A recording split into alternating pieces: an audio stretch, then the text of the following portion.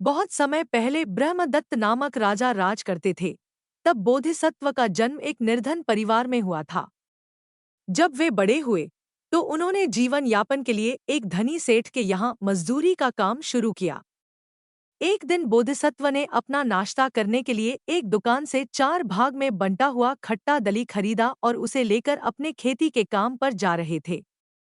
रास्ते में उन्होंने एक साथ 4 बुद्ध जो स्वयं के प्रयास से ज्ञान प्राप्त करते हैं पर धर्मोपदेश नहीं देत को भिक्षाटन करते देखा। प्रत्येक बुद्धों को एक साथ देखकर बोधिसत्व का हृदय अपार श्रद्धा से भर गया। उन्होंने सोचा, मैं प्रतिदिन काम करके खाता हूँ, पर आज मैं एक महान अवसर प्राप्त कर रहा हूँ। उन्होंने तुरंत अपने पास रखे दलिये को उन चारों प्रत्येक बुद्धों को एक एक भाग दान करने का निश्चय किया। बोधिसत्व ने अत्यंत आदर और श्रद्धा के साथ अपने 4 भाग के खट्टे दलिये को चारों प्रत्येक बुद्धों को अर्पित कर दिया।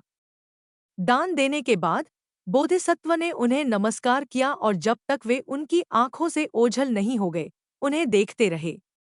उनके मन में उस दान का अमिट आनंद और पुण्य स्मरण बना रहा। उन्होंने जीवन भर इस महान कर्म को याद रखा। अपने जीवन के अंत तक उस पुण्य कर्म का स्मरण रखने के कारण बोधिसत्व की मृत्यु के बाद उनका जन्म वाराणसी के राजा की महारानी के गर्भ से हुआ। बाल्यावस्था से ही उन्हें जातिस्मरण ज्ञान प्राप्त था, जिसके कारण उन्हें याद था कि उनका जन्म 4 भाग खट्टे दलिये के दान के फल स्वरूप हुआ है। जब वे बड़े हुए तो वे अपने पिता के बाद वाराणसी के राजा बने। अपने राज्याभिषेक के दिन जब वह श्वेत छत्र के नीचे स्वर्ण सिंहासन पर बैठे तो उन्होंने अपने चारों ओर उपस्थित मंत्रियों, ब्राह्मणों और अपार ऐश्वर्य को देखा। उस पल उन्होंने विचार किया, यह महान राज वैभव, यह विशाल क्षेत्र, हजारों हाथी घोड़े और यह स्वर्ण सिंहासन, यह सब मुझे 4 भाग खट्टे दलिये के दान के फल स्वरूप ही प्राप्त हुआ है।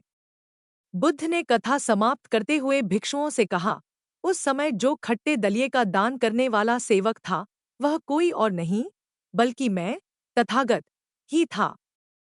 इस प्रकार श्रद्धापूर्वक किया गया छोटा सा दान भी बड़ा बड़ा ऐश्वर्य प्रदान करता है। इस कथा से यह शिक्षा मिलती है कि किसी भी दान का मूल्य उसकी मात्रा में नहीं बल्कि उसे देने वाले की श्रद्धा और मन की शुद्धता में निहित होता है।